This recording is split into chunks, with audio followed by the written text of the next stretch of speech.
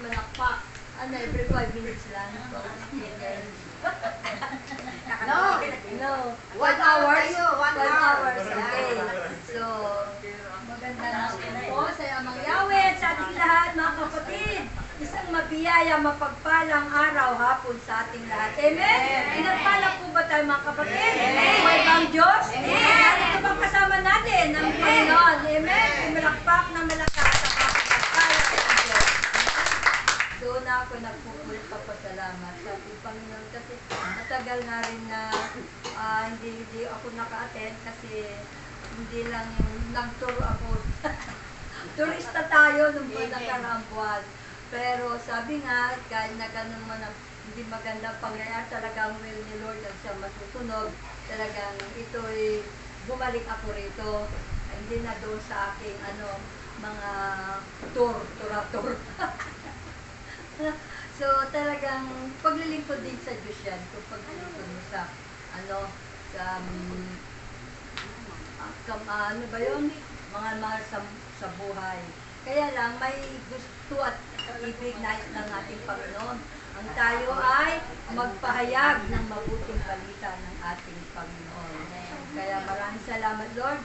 At tunay nga pong yung kalooban ang siyang nasunod. At kaya narito ako upang ipahayag ang mabuting balita ng ating Panginoon. Amen? Malakas ang palakpak sa ating Panginoon. So, napakaganda po ng Ebanghelyo na ating pagsasaluhan sa hapon nito. Patungkol ito ang pagpapagaling sa 10 kitungin. No? Na ito rin ang mga 10 kitungin nito ay may patungkol dito sa pananalig. No? Hindi ka pagagalingin ng Diyos, hindi ka gagaling sa iyong mga sakit at karamdaman kung walang kalakip na pananalig, pagtitiwala sa Diyos, at matibay na pananampalataya sa Diyos. Amen? Malakas ang palakpak sa ating Panginoon. Kaya dito nga sa ating Ebanghelyo, no, na sila naglalakbay patungong Jerusalem, no, nagdaan siya sa hangganan ng Samaria, no? At habang naglalakad si Jesus, siya sinalubong ng 10 kitungin. Ng kitungin na ito ay sinalubong siya ng 10 kitungin. Tumigil sila sa malayo-layo at humiyaw ang mga itong kitungin ang sabi, Jesus, no? Panginoon, makabag po kayo sa amin. Diba? Kasi alam nila na si Jesus ang nagpapagaling sa lahat ng uri ng sakit at karamdaman. Si Jesus ay Diyos na mahabagin. Si Jesus ay maawain. Kaya't anong sinabi ng mga kitungin na ito? Humingi sila kaagad, sumigaw sila ng Jesus, mabag at maawa po kayo sa amin. Dininig ba ng ating Panginoon? Amen. Tunay nga tumigil si Jesus at sila ay hinipo at pinagaling sa kanilang sakit at karamdaman. Amen? Malakas ang palakpak ng ating Panginoon, no? At nang sila'y gumaling, yung isa ang nagpatira pa. Siya yung nagpuri ng pasalamat sa ating Panginoon. So napunan ni Jesus na yan gumaling siya, napagaling niya sila, yung isa lang ang nagpuri, nagpasalamat sa ating Panginoon. Nakita ni Jesus na sa pamamagitan ng kanyang pagpapasalamat sa kagalingan ng isang kitungin na ito ay nagpatira pa sa harapan ng Panginoon. At tunay nga po na nagalak ang ating Panginoon. Anong sabi? Diba 10 kayo? Nasaan ang 9? Diba? Hinanap ni Jesus yung 9. No? Doon siya nakapokus doon sa 9 kasi naawa si Jesus sa kanila dahil sa pamamagitan ng kanilang kagalingan na natamo na pinagkaloob ni Jesus dahil sa kanyang kapagan, dahil sa kanyang awa sa tao, sa kanila, ay pinagaling sila, no? Pinagaling sila ni Jesus. At yun inaawa si Jesus sa kanila sapagkat hindi man sila marunong na magpasalamat sa Diyos, hindi sila nagbigay ng papuri sa Diyos na sila ay pinagaling. Naawa si Jesus kasi, sabi nga, naparito si Jesus sa mga makasalanan, hindi sa mga banal. Nasa banal na kasulatan po natin yan. Hindi ko na babanggitin kung saan version, baka magkamali pa ako, baka mas mamemoryado pa yung mga verse dito. Basta sa akin, pag nagtutok, pasisa na lang po, basta nasa loob ng Biblia niya. No? Kasi, alam naman tayo, age na tayo, baka mabalibalintong natin. Yan lagi ko sinasabi kay brother. Huwag mo ako ilagay doon, brother, baka mabalibalintong.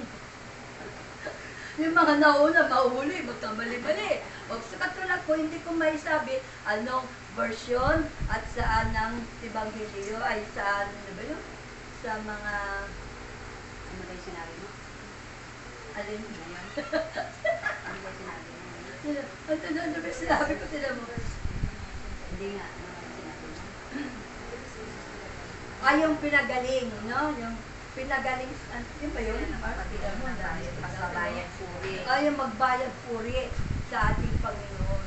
Na yun ang hinahanap ng ating Panginoon na kailangan yung siyam kasi naparito, yun, no? Naparito si Jesus para sa mga makasalanan. Hindi po para sa banal. Wala naman po wala pang banal dito kahit doon ka mag-stay sa simbahan. Kahit na humayo ka ng humayo, ipalagana mong salita ng Diyos. Yun ang tawag doon, nagpapabanal lang. Nagpapabanal po tayo, take note po, hindi po tayo banal, baka very proud ka, ay, humayo ako dalang beses dito, doon ako sa ganito, ako'y nagpahayag, ay, banal na ako. Pero pagdating mo sa bahay, aray-aray ko po. Diyos, nalobong ka na, alam mo, layas ka na, layas, wala tayo makakiin, sasabihin sa'yo, di mag-away na, di ba? So, yun yung gano'n na sistema. Unang gagamitin yung kasambahay mo. Di ba? Kung ako nga, pagdating ko, may tatawag yun sa anak ko, asan po, nandyan na po ba yung dalaga natin? Dalaga raw ako. Wala pa. Ay, naku, saan na nagpunta si nanay? Talagang nagdalaga raw. Baka isipin niya nagdadalaga ako dahil wala na yung tatay nila, no? Ay, sorry, excuse me. Walang lihim na hindi nabubunyag. Ano man yung isipin nyo, nagkakasala kayo. Huwag kayong mainig. Sa may makilala ko, hilahin ko dito. Hoy, dito kami, dito ako titira. Ganun na. Alam yung prank ako, sabi ko, pero bakit ko ako kukuha ng bato para ipupuk sa sarili kong ulo? Huwag kayong mag-isip ng ganyan. Although kahit nasabihin mo na kabiruan nila, parang hindi nila pinapahalagan yung pag-alis mo, paghayo mo, hindi sa kung saan ka nagpupunta. Ano? Sabi ko, huwag kayong magala, yung pinupuntang umalis ako para sa ating lahat to. Amen. Para sa ating, hindi yung sarili ko. Kasi kailangan yung sarili, yung isin-assign mo yung sarili mo, kailangan yung kasambahay mo, pamilya mo, ang ipanalangin mo. Kaya ka naglilingkod para sa kanila. Kasi sabi ng Diyos, isa man daw ang maglingkod sa sambahayan, sa isang bayan, lahat ay maliligtas na. Hanggang sa kaapu-apuhan, hanggang sa ika-4 na salilahi. Ika-10 na ngayon. Katulad ko, hanggang sa kaapu-apuhan. First na lang, salamat sa Diyos. Ganitong 72 years old na ako, may dalawa na ako. Apo sa tuhod, kaya yung tuhod ko, aray. Sa tuhod na. Maganon ko yung, aray, maganon ko dyan sa loob ko, aray. Di ba? Kasi apos na sa tuhod, dalaw yung kasabi ng matanda. Pero wala yon pagka punta mo, ano ko, yung bang na-experience ko na sa sarili ko, pag pumupunta ka talaga sa gawain, naalis. Pag pumupunta ka sa gawain, lumalakas ka. Kasi kung nandun ka, kaupo kayo, o pag nandito ka, o sayo-sayo, kagaya kanina, o diba, nakakalis, naalis yung lungkot, diba? Kaya, Nabuti ng ating Panginoon. Okay. Palakpakan po ang ating Panginoon. So sabi na dito, nagtanong nga si Jesus nga, ganun nga yung tinanong, di ba 10 ang gumaling? Bakit isa pa? Isa lang ang nagpatira pa. Isang nagpasalamat. So kailangan, kung tayo nakakatanggap na magbiyaya pagpapala niyan, kailangan natin buong puso natin ipagpasalamat. At hindi lang yon, hindi lang ng biyaya lang yon. Maging sa pagsubok, problema, bakit dapat natin ipagpasalamat yung mga pagsubok, problema, pagka sa atin bang may umaatake, so man taon kanina, yung may umaano sa atin, na umumusga, kailangan tayo, dapat natin na ipagpasalamat sa Diyos. Kasi kung wala ka ng problema, ano na sabi sa'yo, ano itsura mo? Abnormal ka na, o ano ba, may ano ka pa, may silbi, may saysay ka pa sa mundo, kung ikaw ay isang abnormal. Kaya kailangan, umingi ay ano ba yung mayroon kang mga pagsubok sa buhay. Nung bago pa lang ako ma-attend natin, doon sa Lisyadad, dito pa sa Luditan, sabi niya, kung wala ka raw problema, sabi ni Brother Mike, humingi ka raw ng problema. Kasi doon sa problema, doon ka nagkakaroon na mga, ano ba yon yung kaugnayan sa Diyos. Dahil doon ka nakikipag-usap, doon malala ang Diyos kung may problema ka. Pero sa mga iba, hindi ko naman po nila lahat, pag umangat na, umasinso na, granted yung mga prayers na rin nila, parang wala na yung pasasalamat, nakakalimutan. No? Pero lahat yung pagsubok yan, problema, ipagpasalamat natin yan. Kasi yung mga pagsubok yan, hindi pinahintulutan ni Lord yan. No? Yung mga pagsubok yan. Dahil, sabi nga, walang kung pinahintulutan na nagkaroon ka ng pagsubok problema yan nang dahil sa ikaw ay sasamahan ng Diyos. Amen? Na patuloy sasamahan ka ng Diyos kasi yan ipinantulo. Ang Diyos hindi nagbibigay ng problema yan. Hindi nagbibigay ng pagdurusa yan. Kung maririnig nyo, kung nagsasabi na ito na paparusahan kayo, no. Hindi tayo paparusahan ng Diyos. Kasi ang Diyos hindi yan mapagparusa. Ang Diyos ay mahabagin, ang Diyos ay mawain. Diba? Yun. So, yan, hindi yan nagpaparusa ng Diyos, kundi pinahintulutan lamang ng Diyos na tayo ay tumatanggap, nagkakaroon ng pagsubok problema sa buhay upang sa ganun, hindi tayo makalimot sa Kanya. Kasi sinuso ang ating Panginoon. Kapag may problema ka, di lang natulog, ay Diyos ko, ay Panginoon, di ba laot na lang? Di ba Diyos, pero pagkakayahin ng buhay mo. Ay, halika, punta tayo doon sa ganito, sa ganito. O di ba, sa mga iba naman, dito naman nila lahat, no? So, itong mga 10 pitungin nga, no? At sabi nga, doon sa isa pa, doon sa isang nagpasalamat, no? At nagpatira pa sa harapan ng ating Panginoon, sinabi niya sa kanya, tumindig ka, humayo sa iyong lakad, no? Pinagaling ka dahil sa iyong pananalig. Amen? Malakas na palakpak sa ating Panginoon. Ito ang hamon sa atin ng Panginoon. Ito ang panyaya sa bawat isa sa atin. Na kapag tayo ay pinagpala ng Diyos, tayo ay pinagaling ng Diyos, ito ang tandaan natin na kailangan tayo ay bilang pagtugon o kaya pagsunod sa kanyang kalooban na tayo gumaling, tayo ay humayo. Humayo at ipalaganap ang kabutihan ng Diyos. Amen? Dahil dito, sabi nga, doon sa isa, na gumaling, humayo ka. Tumindig ka, humayo sa iyong lakad. Kasi nagpasirapan. Ng ganun. Humayo. Pinagaling ka dahil sa iyong pananalig. Itong tutungin na ito ay gumaling dahil sa kanyang matibay na pananalig, pananampalataya sa Diyos. Amen? Ano ba yung pananalig na sinasabi ng ating Panginoon? Tayo may pananalig. kung nagtitiwala tayong mangyayari ang mga inaasahan natin. Amen? Yung magtiwala ka na mangyayari ang mga inaasahan mo. Ipagtitiwala mo sa Diyos, ano? At naniniwala sa mga bagay na di nakikita. No? Hindi mo man nakikita pa yan, paniniwala mo na. Ha?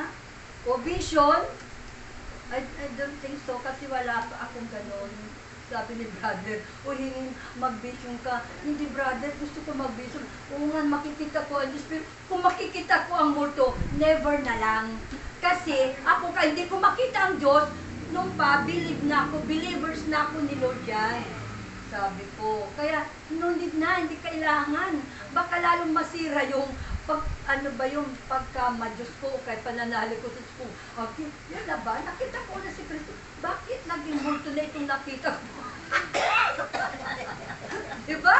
Meron ganun, kaya hindi. Ay, yung mga iba talagang visionary, talagang re-return pag sila, diba? Yun blessing daw ni Lord sa kanila. Sabi ko, hindi ko na-sparo, inangal ko yun. Kasi nga, baka magkamali lang ako. Kaya sabihin nga na, kailangan tayo ay maniwala na ang Diyos lahat ay talagang yung mga bagay na hindi nakikita, ibibigay ng Diyos yan. Amen? Hindi mo man nakikita ang Amerika. Baka maybe sometimes, makarating ka roon, o di makikita mo na ang Amerika, o di ba? Pero nananalig ka ngayon. Oo. Kagaya ni Sister Mel, tunay nga na, hindi pa nga niya narating, nakita ang Canada. Time will come. Nandun na siya magdala ng doon na siya magpahayag ng mabuting balita doon sa Canada. Amen? Malakas na palakpak sa ating Panginoon. Dahil sa iyong pananalig sa Diyos, tunay nga po na ipagkakaloob yan. Yun ang kinalulugdan ng Diyos. Yung mayroong matibay na pananampalataya at pananalig pagtitiwala sa Diyos. Ipagkatiwala natin sa Diyos lahat ng bagay yan. Sapagkat wala po tayong magagawa kung wala ang Diyos sa ating buhay. No? Huwag po tayo na humiwalay sa Diyos. Kailangan yung pananalig natin, pananampalataya natin, ay tunay nga na andun yung patuloy tayong mapuspos ng kapangyarihan ng Diyos. Kung ikaw ay may matibay na pananampalataya, simbutin lamang ng mustasa nasa banal na kasulatan, no? Simbutin lamang yan. At yan ay lumago, at yan ay lumago ang pananampalataya. Masasabi mo raw sa bundok na yan na lumipat ay lumipat sa dagat. Tumuro, mabubuhay at ililipat sa isang bundok. Diba? Yun ang, yung parables ng Panginoon yan. Diba? Kaya yung pananalig natin, tularan natin ito itong kitungin na to, na siya ay gumaling. Bagaman ano ba yung kitungin noon, nung araw, di ba? Yung kito ipapadala na. O, wala ka na rito sa Pinas. Nung dugdug ka na sa ano. O, nandun sa Palawan. Dati, no? Nakakahawa kayo. Basta na lamang kami kitungin. O, ano pa? Pero nandahil sa kabutihan ng Diyos, o, nakita ni Jesus sila, at yung mga kitungin na yan, nakita rin nila si Jesus. Nandun yung kanilang pananalig, pagtitiwala sa Diyos, sigaw lang nila kay Jesus. Tunay nga na ipinagkaloob ni Jesus ang kagalingan sa mga kitungin na ito, sapagkat meron silang matibay na pananalig sa Diyos. Kaya pagpatuloy po natin yung pananalig, pagtitiwala natin sa Diyos, lagi po na ating taglay-taglay. No? Ano man mangyari, ano bang mabigat na problema nung kasing bundok, kadami ang problema mo nung araw, sabi, oh, I have a big problem. Pero ngayon, oh, problem! I have a big God. Yan si Amang Yahweh, ang ating tutulungan. Amen! Salamat po. Next. Kaya ko binilisan, next daw eh.